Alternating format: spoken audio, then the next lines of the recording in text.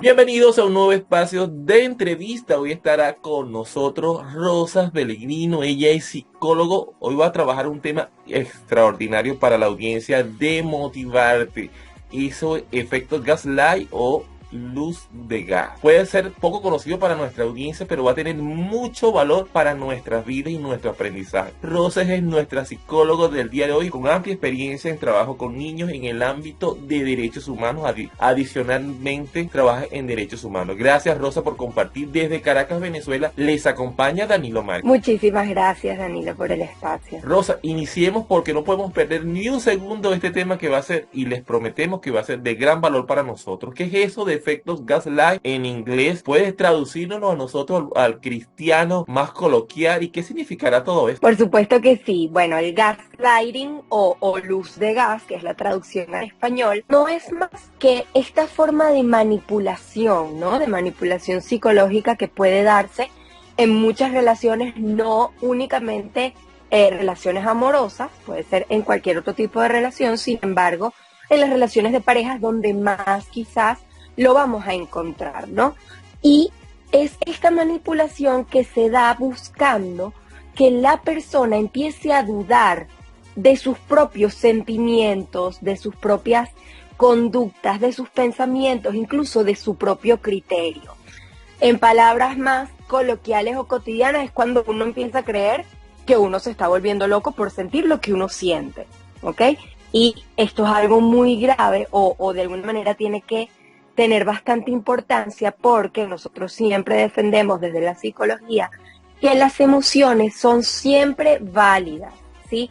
No hay emociones negativas, emociones que uno no deba sentir, sino maneras de canalizarlas apropiadas o quizás no tan apropiadas.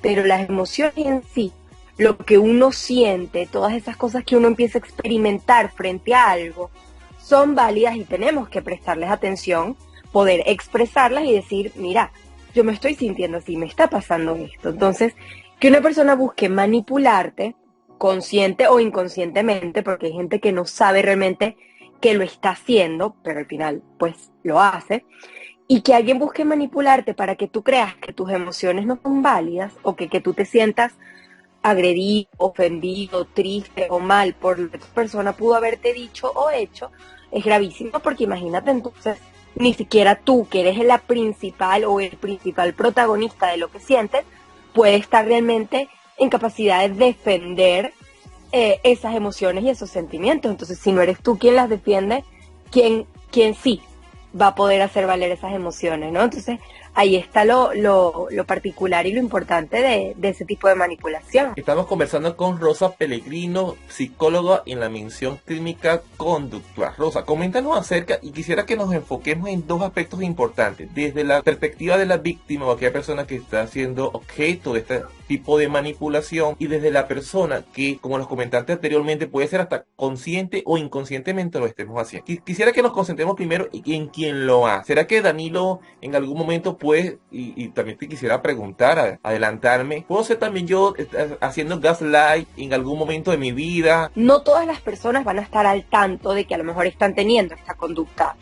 No siempre va a venir desde desde la conciencia de maquinar que yo voy a hacerle esto a esta persona para tenerla bajo mi control. No siempre. Hay ocasiones en las que sí, hay ocasiones en las que no, porque la persona simplemente aprendió por condicionamiento, se llama desde la psicología, que mi pareja en este caso, por ejemplo, responde de manera favorable para mí cuando yo hago cierto tipo de comentarios. Comentarios como, por ejemplo, tú si eres showcero, si eres dramático, o, Berro, yo lo que te hice fue una broma, ahora ya no se te puede hacer a ti ni un chiste ni una broma porque mira cómo te pones. Pero yo no me tomo el trabajo de reflexionar acerca de si ese comentario que yo hice fue realmente una broma o me estaba riendo con la persona o de la persona, ¿sí? O sea, hay diferencias sutiles que pueden marcar la diferencia entre reírme de manera sana, de manera saludable con mi pareja, con la persona a quien yo le tengo confianza, o burlarme o tomar algún elemento sensible para esa pareja que yo tengo para reírme a costa suya. Entonces, son cosas que podemos tender a hacer, no siempre vamos a estar conscientes de que lo estamos haciendo, pero el daño de cualquier manera se hace. Entonces, es importante para uno, como si quizás en algún punto pudiéramos estar en la posición de que ejerce esta manipulación, hacer como una especie de reflexión o de escaneo acerca de cómo yo respondo frente a las inquietudes de mi pareja o de las personas, ¿no? Cómo yo reacciono cuando de pronto me hacen ver que yo pude haber hecho algún tipo de daño, que yo pude haber herido de alguna manera los sentimientos de esta persona. ¿Cómo lo recibo yo? ¿Lo recibo con apertura? ¿Eso me lo llevo yo para reflexionar si realmente estoy haciendo algo que a la otra persona pudiera dolerle? ¿O de entrada busco trasladar la responsabilidad de mis acciones hacia la otra persona para básicamente voltear la tortilla? O sea, hacer que la otra persona termine casi pidiendo perdón por sentirse como se siente. Y yo, ¿sabes? De alguna manera ofenderme porque cómo osa esta persona, ¿sabes? Por ofenderse por el comentario tan insignificante que yo hice, sin siquiera eso, caer en la reflexión de, mira, yo soy un ser humano, yo también pude haber hecho daño, quizás sin intención, quizás sin habérmelo planeado, pero yo también a lo mejor lastimo a las personas que están a mi alrededor. Y si todos somos humanos y todos podemos cometer errores, vale la pena que en esa situación en donde a mí me dicen, mira, Rosa, esto que me dijiste me hizo sentir mal. Danilo, esto que me comentaste me hizo sentir mal, culpable, triste, etcétera. Entonces que uno pueda decir, caramba, déjame evaluarlo. Mira, no lo veo así en este momento, no fue mi intención, pero déjame pensarlo. Porque yo, si nos preocupamos por la otra persona, lo menos que quiero es hacerte daño, déjame evaluarlo, déjame llevármelo. Yo creo que esa tiene que ser la mejor posición desde ese enfoque en el que uno pudiera estar siendo quizás la persona que, bueno, que pudiera ser el que ejerza este tipo de manipulación, ¿no? Con Rosa Pellegrino. Rosa, gracias, extraordinario. Coméntanos acerca del papel de la víctima. Entonces, tenemos una persona que a veces, quizás de manera inconsciente, puede estar haciéndonos daño, pero ahora la víctima. En esta tramoya, como pudiéramos decir los venezolanos, que nos enredamos un poco y no sabemos. Y hay un tema que tú lo has ido abordando, que es cómo se maneja la culpa desde la víctima, cuando es realmente la que se le está haciendo el maltrato, se le está haciendo este daño, pero aún así se siente culpable y hasta podría defender a su agresor. Justamente acabas de dar con un elemento clave justo al final, y es que una persona que está en esta dinámica de manipulación, hay algo importante también, que es que muchas veces no se va a dar cuenta de esto. O sea, no, imagínate, si fuera tan fácil identificar que yo estoy sufriendo algún tipo de manipulación, de coerción o de maltrato, bueno, ¿cuántos casos no habría de personas que logran salir de ese círculo? Pero no es tan sencillo. Una persona en ese tipo de manipulación, que alguien de pronto ejerce el gaslighting, la luz de gas, precisamente la idea de esa manipulación es que tú creas que el que está equivocado eres tú mismo, cuando eres tú la víctima de ese tipo de dinámica. Entonces, eventualmente vas a llegar a pensar que tu manera de sentirte no es la apropiada, que estás sobredimensionando las cosas que están ocurriendo, que las cosas que te pasan no son tan severas ni tan graves, y que eres tú, en este caso, el que o la que magnifica la situación, y que además estás cometiendo un error porque pobrecita la otra persona lo estás haciendo sentir mal, le estás generando una presión, estás generándole un malestar que él no merece, y entonces el malo eres tú. Básicamente 4 cosas ocurren cuando uno está inmerso en una dinámica de gaslighting, y tenemos que hacer la salvedad de que esto va a ser un patrón. Es decir, en todas las relaciones humanas sabemos que hay conflicto, lo va a haber siempre, y alguna que otra cosa de estas pudiera ocurrir de manera eventual sin necesidad de hablar de gaslighting. Estamos hablando, cuando nos referimos a esta manipulación, de un patrón, ¿no? En donde la gran mayoría de las veces en las que de pronto uno manifiesta una incomodidad o un malestar, la respuesta por parte de mi pareja va a ser la de hacerme creer que eso no está ocurriendo. Entonces, cuando yo estoy en el papel de la víctima, voy a tender a desarrollar ciertas conductas que voy a adoptar como parte de mi manera de vivir y de vivir mi relación, que son muy particulares y que van además a hacer que se perpetúe esta dinámica. O sea, yo como víctima también voy a favorecer esta dinámica si no logro de alguna manera cortar ese ciclo, ¿no? Entonces, ¿cuáles son esos comportamientos? Uno de ellos puede ser empatizar de alguna forma con la persona que me está ejerciendo esta manipulación, de alguna manera pensar que, no sé, si esto le hubiera pasado a él o a ella, no hubiera reaccionado como estoy reaccionando yo. O sea, él hubiese tenido una reacción distinta, no lo hubiese manejado como lo estoy manejando yo, porque él sí hubiese tenido la capacidad de manejar sus emociones, no como yo. O sea, de alguna manera busco idealizar su comportamiento por encima del mío. Otra cosa que puede ocurrir, de alguna manera justificar ese comportamiento de esa persona. Si me dijo, si me hizo algo que a mí me hizo sentir mal, yo justifico ese comportamiento con, bueno, pero es que yo hice esto antes. O yo dije este comentario que fue lo que detonó en ella o en él esa reacción, esa respuesta. Es decir, tratar de buscarle el sentido lógico, válido y justificado a ese daño que yo estoy sintiendo para restarle importancia, para quitarle valor. Otra cosa, por ejemplo, que me va a pasar mucho, cuestionarme en grandísima medida si mis sentimientos son válidos, si tienen sentido, si no estaré yo magnificando la situación, como ya lo veníamos comentando, si no estaré siendo yo sensible o hipersensible, mejor dicho, frente a reacciones de los demás que pueden ser normales o esperables, y soy yo entonces quien está dándole una dimensión inapropiada. Y una cuarta cosa que viene muy ligada a eso es la culpa y el miedo por lo que yo estoy sintiendo. Es decir, me siento triste por lo que me dijo mi pareja, me sentí molesto por lo que me dijo mi pareja, me sentí desagradado, me sentí incómodo. Ah, pero yo no debería sentirme así. Si yo me siento así, o si yo vuelvo a tener la reacción que yo tuve, mi pareja se va a cansar y me va a dejar. O mira como ya lo tengo obstinado, la tengo obstinada. O sea, no tiene justificación alguna que yo esté respondiendo o comportándome de esta manera. ¿Cómo yo puedo ser así de inconforme, de egoísta?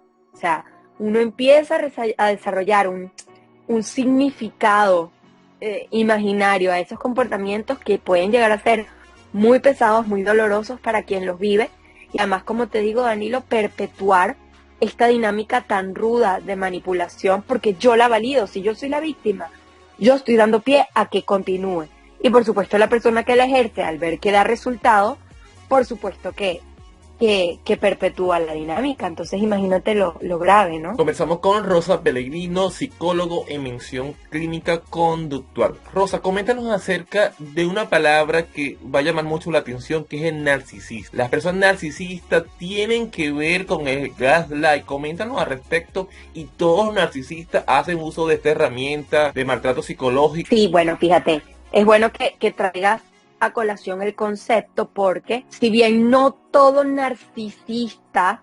ejercer este tipo de manipulación, quizás hay otras vías por las que se manifiesta pues esta manera de ser o esta personalidad tan particular.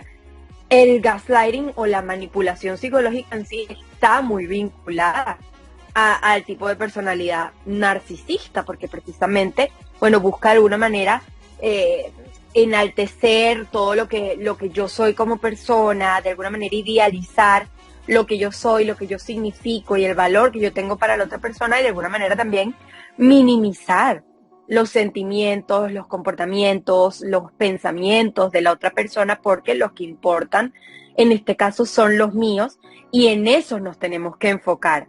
Y si yo, para lograr ese fin, tengo que voltearte la tortilla y hacerte creer que tú lo que estás haciendo es lastimar la relación que tienes conmigo, y fíjate lo valioso que soy yo y lo cerca que estás de perder ese objeto de valor tan preciado que soy yo, pues por supuesto que muchas personas con personalidad narcisista pueden utilizar este tipo de manipulación. Y generalmente, fíjate cómo la vida de los seres humanos suele ser como un rompecabezas y muchas cosas encajan con facilidad. Una persona narcisista también tiende a buscar un tipo de persona particular para una pareja, una persona que pueda llegar a ser bastante sumisa, que pueda aceptar este tipo de pensamientos y de dinámicas con más facilidad, y en quien yo pueda entonces ejercer este tipo de control sin mucha problemática o sin mucha controversia, simplemente que lo asuma y que lo adopte como la pareja que tiene a su lado, ¿no? Entonces es complejo porque una persona que es narcisista y que se dedica a tener una dinámica con su pareja de manipulación, de gaslighting, y una persona por su parte que es sumisa, que no tiene esa seguridad o esa autoestima para darse cuenta de lo que está viviendo no es justo, no es válido, no es lógico, entonces allí imagínate, se nos complica la situación porque ninguno de los dos va a cortar el ciclo, ¿no? Ninguno de los dos va a ser capaz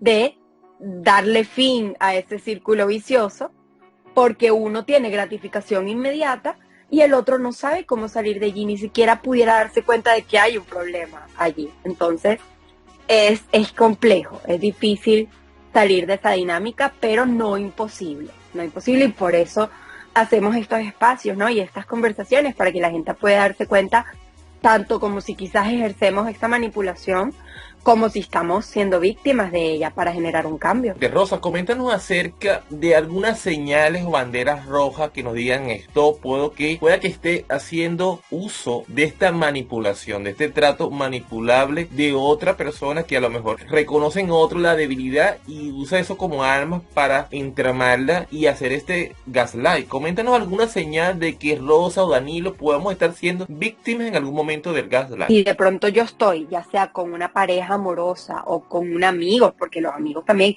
inclusive, Danilo, en relaciones familiares, los padres en ocasiones también pueden llegar a ejercer este tipo de control o de dinámica, y por eso hago énfasis en que no siempre va a ser de manera consciente, porque, a ver, no es frecuente que un padre quiera conscientemente generarle un daño a sus hijos, pero lo podemos hacer porque, repito, somos seres humanos. Entonces esto es algo que se va a dar en muchas relaciones. Es importante que podamos ver, por ejemplo, si esa persona en particular, cuando yo le comento que me siento mal, cuando yo de pronto le hago saber de algún malestar, de alguna incomodidad, no es capaz de detectarla, no es capaz de identificarla, de verla como lógica, en la gran mayoría de las ocasiones, porque, repito, puede haber algún momento en el que esa persona no esté de acuerdo con nosotros, o haya emociones de por medio, o haya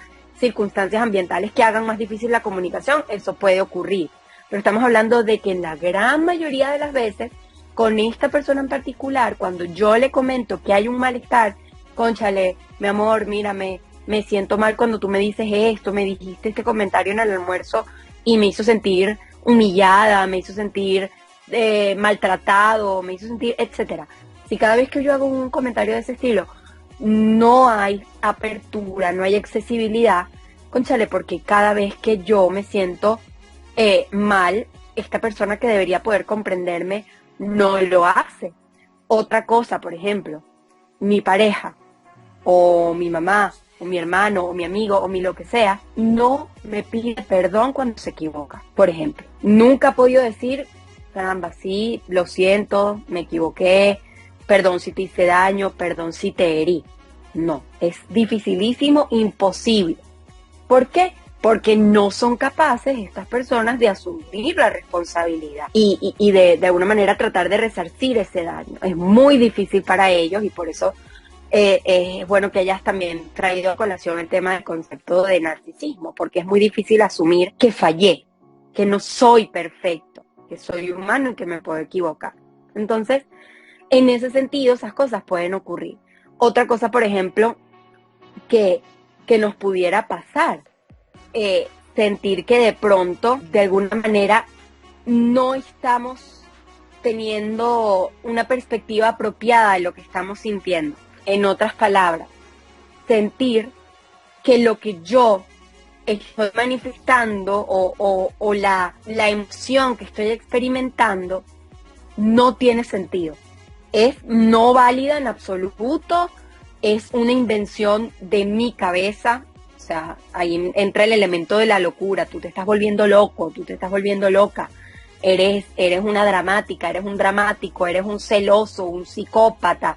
Todas estas palabras que uno puede llegar a atribuirse a sí mismo porque no estamos seguros de que lo que estamos sintiendo es real, porque lo que nos dice la persona del otro lado es que no estamos reaccionando bien, que nuestra emoción, porque podemos no reaccionar bien y eso puede ser real. Si uno empieza a dejarse llevar por la emoción excesiva y gritamos y golpeamos y hay emociones que nos llevan a reaccionar de una manera inapropiada, pero la emoción en sí, cuando te hacen dudar de si esa emoción tiene sentido, ahí podemos estar siendo víctimas de esto. Y por supuesto, algo indiscutible es que también podemos llegar a convencernos de que el equivocado somos nosotros y además frente a ese daño termina uno pidiendo perdón, porque pasa muchísimo. Mi pareja me ofendió, de alguna manera yo me siento profundamente dolido, profundamente agredido, y después de un jarabe de lengua, por decirlo de alguna manera, de mi pareja, yo termino convencido de que el que se equivocó fui yo, de que el exagerado con sus emociones soy yo, y además pido perdón. Caramba, sí, soy un desconsiderado, tú, mira, llegaste del trabajo cansadísima, agotada, y yo te salgo con esto. De verdad que, mira, olvídalo, nada pasó, yo soy un inconsciente. Entonces, si esas son conductas o escenarios que se repiten con frecuencia en una relación, independientemente de la que sea, hay que revisar qué está pasando, hay que revisar si mi pareja es capaz de entenderme o si yo estoy haciendo algo de esto también y realmente me preocupo por mi pareja y valoro la relación. Hay que hacer cambios, porque eso no nos lleva a buen puerto. Rosa Pellegrino, hoy disfrutando de esta maravillosa entrevista que nos está dando, bueno, muchas luces para revisarnos, hacer un checklist de las cosas de las que estamos haciendo nosotros y que también podemos ser víctimas. Rosa, y cómo, ya para finalizar parte de la entrevista, cómo salir de este gaslight, porque para eso también tenemos la ayuda profesional cuando no es posible por nosotros mismos. Cómo determinar nosotros qué pasos o tips nos puedas recomendar y cuando ya no podamos nosotros hacer uso de los conocimientos, experticias y orientaciones de un profesional como son ustedes los psicólogos. Así es, mira, lo importante es cambiar una situación o poder solucionar algún tipo de problema que de alguna manera se identifique. Y por eso ¿cómo te diría? Lo peligroso de este tipo de dinámicas, porque mucha gente no se está dando cuenta de que son víctimas de esto, por eso es una manipulación. No es como un golpe físico que tú te estás dando cuenta de que te golpearon. Hay un trabajo a nivel psicológico, a nivel mental, que te hace creer que eso es normal, te hace naturalizar una situación de agresión. Entonces, al darnos cuenta de todas estas señales específicas y de que yo tengo tiempo sin sentirme bien y sintiendo que algo de esto puede estar ocurriendo, ese es el primer paso, haberlo podido identificar. Y una vez que yo lo identifico, puedo tener herramientas a la mano para modificar la situación, o si no se puede modificar porque es cosa de dos, ¿no? Para andar, que no puedo hacerlo solo porque está perfectamente bien no poder hacerlo solo. Está perfectamente natural y es esperable, sobre todo en este tipo de asuntos. Pues si hablamos de, no sé, amarrarnos las trenzas de los zapatos, a lo mejor a cierta edad ya todos vamos a poder hacerlo, pero hay muchas cosas que tienen que ver con las emociones, con el corazón y con la mente, que no nacemos teniendo que saber manejarlo, y está bien poder pedir apoyo. Entonces, si yo lo identifico, tengo yo que grabarme algo, y yo creo que, Danilo, esto sería la principal, quizás, recomendación, porque el trabajo psicoterapéutico que se haría, pues claro, es extenso y es muy particular para cada persona y cada caso, pero creo que hay algo general para las personas en esta situación, y es que nada puede ser más importante que la defensa de tus sentimientos. Y esos sentimientos, como decíamos al principio, no los va a poder defender nadie si no los defiendes tú primero. Es poco probable que venga alguien a decir, ay, mira cómo Rosa está cansada de esta relación, está sufriendo, es una víctima, está minimizada, está humillada. Si tú perpetúas esa dinámica, el primero que tiene que defender lo que está sintiendo y las emociones que está experimentando es uno mismo. Y, en consecuencia, poner esos límites. Nadie va a venir a poner los límites que tú mismo tienes que poner. Nadie va a decir, vamos a cuidar a Rosa si yo no me cuido primero y no estoy interesada en cuidarme primero. Entonces, ahí está la clave, Danilo. Reconocer que cuando estoy en una situación como esta, nada, ningún tipo de relación va a importar más que la relación que yo tengo conmigo mismo. Y eso pasa entonces por defender lo que yo estoy sintiendo y aprender a poner esos límites. Si no puedo poner yo solo los límites, no pasa absolutamente nada. Mucha gente necesita apoyo en ese sentido y está bien buscar apoyo profesional, pero hay que hacerlo de manera que podamos saber si poniendo esos límites mi relación puede mejorar, fortalecerse, reconstruirse, recomponerse, porque como decíamos antes, la persona que la ejerce no siempre va a estar consciente de eso. A lo mejor si yo se lo hago ver, va a poder hacer los cambios que hay que hacer y mi relación puede continuar mejor y más fuerte que antes. O si eso no sucede, pues yo voy a tener que tomar el camino más saludable para mí, que a lo mejor va a tener que ser tomar una dirección distinta, alejarme de esta relación, sí. Pero vas a estar pensando en tu propio bienestar, que no lo está haciendo tu pareja. Y si no lo haces tú, nadie más lo va a hacer por ti. Entonces yo creo que eso es fundamental para poder cambiar de rumbo y realmente buscar ese bienestar que no estoy sintiendo. Conversamos el día de hoy con Rosa Pellegrino, psicólogo con mención clínica conductual. Rosa, gracias por darnos mayor luces y luces de las positivas para que nosotros podamos tener una buena información y a toda nuestra comunidad, que podamos ver cuando somos víctimas o victimarios. A veces estamos en los dos extremos, o a veces hacemos el papel de víctimas y el victimario y no nos damos cuenta. Es importante tomar conciencia de estas herramientas, la inteligencia emocional. La salud emocional es tan importante como la salud física y parte de eso nos ayuda nuestros amigos psicólogos como nuestra amiga Rosa, que hoy nos deleitó con esta manera tan práctica, tan sencilla de explicar un tema que no es fácil de entender, incluso para el que lo está viviendo, se lo podemos explicar y seguramente hay que ponerle algunas manzanitas para poder entender. Rosa, conéctanos contigo, cómo llevarnos y apropiarnos ese conocimiento valiosísimo de tu servicio, cómo conectar contigo en redes sociales. Seguro que sí. En Instagram me pueden encontrar como @psico.ro, psico con P al principio como psicólogo, psico.ro. Y allí pues también están todas mis redes de contacto, hay un enlace para poder llegar a mi número de contacto y allí estoy poniendo también contenido acerca de esto y otros temas de salud mental. Saben, las redes sociales 5.ro en Instagram y allí encontrarán toda la información necesaria para poder conectar con otros. Gracias, Rosa, por acompañarnos el día de hoy y desde Caracas, Venezuela les acompañó Danilo Márquez y aquí seguimos creciendo juntos. Muchísimas gracias.